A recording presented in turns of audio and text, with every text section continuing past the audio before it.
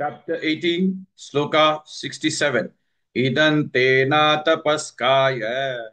Idante tapaskaya. Idante tapaskaya.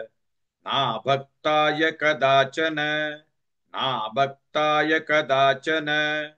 Na bhaktaya kadachana. Idante tapaskaya. Na bhaktaya kadachana.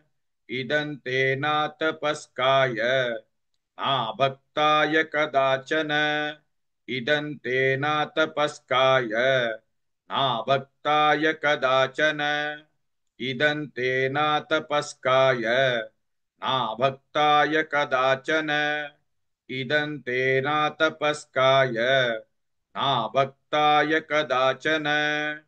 न च शुश्रूषवे वाच्यन् न च शुश्रूषवे वाच्यन् न च शुश्रूषवे वाच्यन् न च मां योऽभ्यसूयति न च मां योऽभ्यसूयति न च मां योऽभ्यसूयति न च शुश्रूषवे वाच्यन् न च मां योऽभ्यसूयति न च शुश्रूषवे वाच्यन् न च मां योऽभ्यसूयति न च शुश्रूषवे वाच्यन् न च मां योऽभ्यसूयति न च शुश्रूषवे वाच्यन् न च मां योऽभ्यसूयति न च शुश्रूषवे वाच्यन् न च मां योऽभ्यसूयति इदन्ते न तपस्काय न भक्ताय कदाचन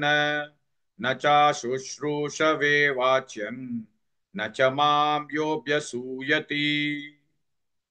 Please like and share this video because you could be instrumental in helping someone around the world recite the Srimad Bhagavad Gita, thereby helping them to have a life of unending opulence, victory and prosperity. This is mentioned in chapter 18, Sloka 78. Yes, don't forget to buy my book, Leadership Can Be Child's Play. Namaste.